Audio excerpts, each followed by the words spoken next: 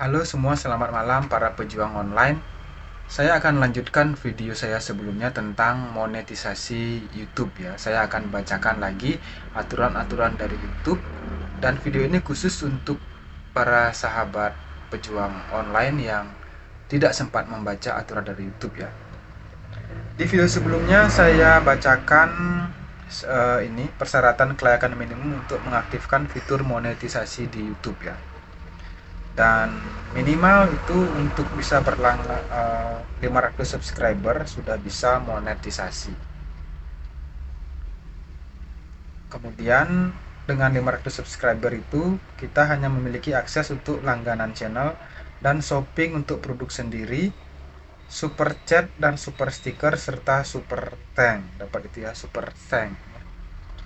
Kemudian untuk subscriber 1000 baru kita bisa mendapatkan pendapatan iklan dan pendapatan dari YouTube Premium ya. Untuk kawan-kawan yang berlangganan YouTube Premium, itu konten kreator yang 1000 subscriber sudah bisa menikmati hasil.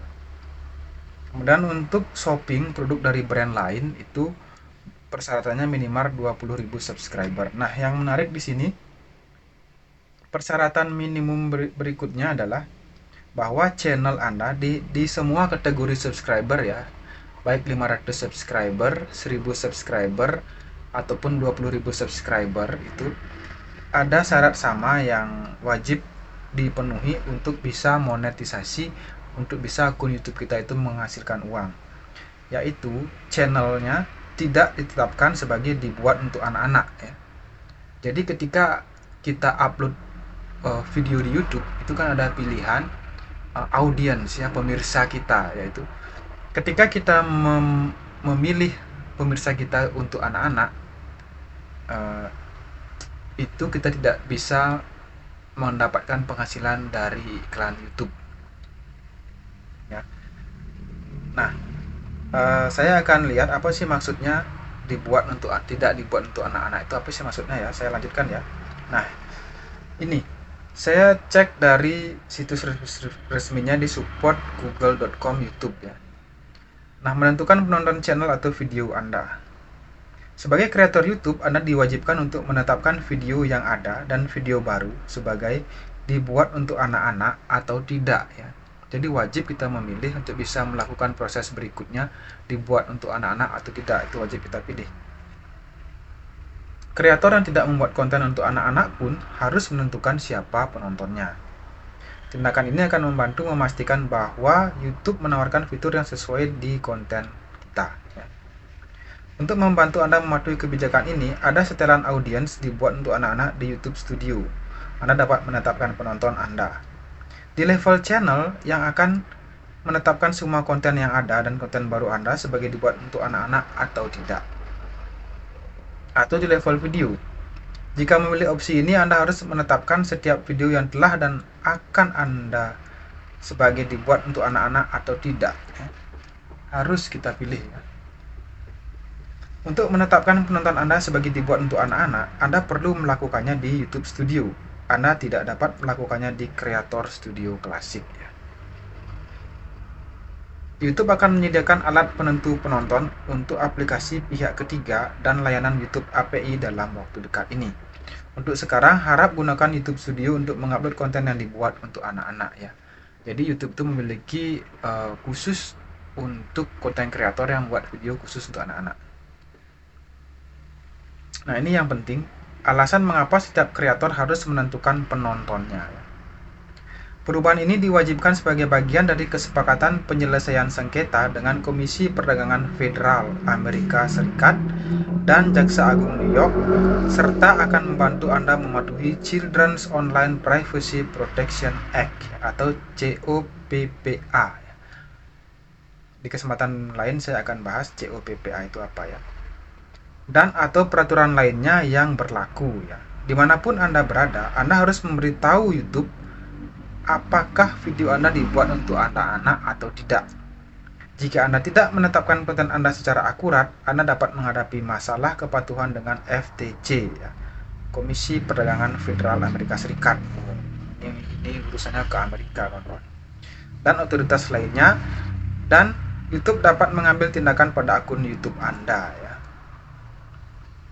Nah, ada catatan kaki di artikel ini, yaitu YouTube menggunakan mesin learning untuk membantu mengidentifikasi video yang jelas ditujukan untuk penonton di bawah umur. YouTube mempercayai Anda untuk menetapkan penonton Anda secara akurat, tetapi YouTube dapat mengganti pilihan setelan penonton yang Anda buat jika terjadi kesalahan atau penyalahgunaan. Jadi jika kita salah menyetel YouTube dan YouTube menganggap itu kesalahan, menyetel audiens, YouTube akan secara mengubahnya sepihak.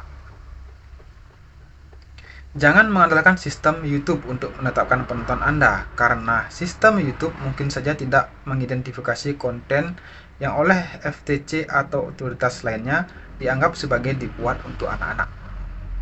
Jika Anda memerlukan bantuan dalam menentukan apakah konten Anda termasuk konten yang dibuat untuk anak-anak atau tidak, ya wajib baca artikel pusat bantuan ya. Jadi YouTube menyediakan linknya untuk membaca itu ya. Jika kita memerlukan bantuan dalam menentukan apakah konten kita ini cocok untuk anak-anak atau tidak. Video yang Anda tetapkan sebagai dibuat untuk anak-anak lebih mungkin direkomendasikan bersama video anak-anak lainnya ya. Jika Anda mempunyai target pemirsa anak-anak, ini bagus ya, Anda buat audiensnya dibuat untuk anak-anak, setelan audiensnya ya. Jika Anda telah menetapkan audiens video dan YouTube mendeteksi adanya kesalahan atau penyalahgunaan, Anda mungkin akan melihat video Anda ditetapkan sebagai dibuat untuk anak-anak. Anda tidak akan dapat mengubah setelan penonton Anda. Oke. Jika menurut Anda keputusan YouTube itu salah, maka Anda memiliki hak untuk mengajukan banding ya. Tapi lagi-lagi terserah YouTube ya, dia yang punya platform.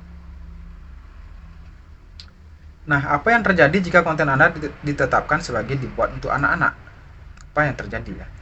Nah, YouTube membatasi pengumpulan dan penggunaan data di konten yang dibuat untuk anak-anak demi mematuhi hukum.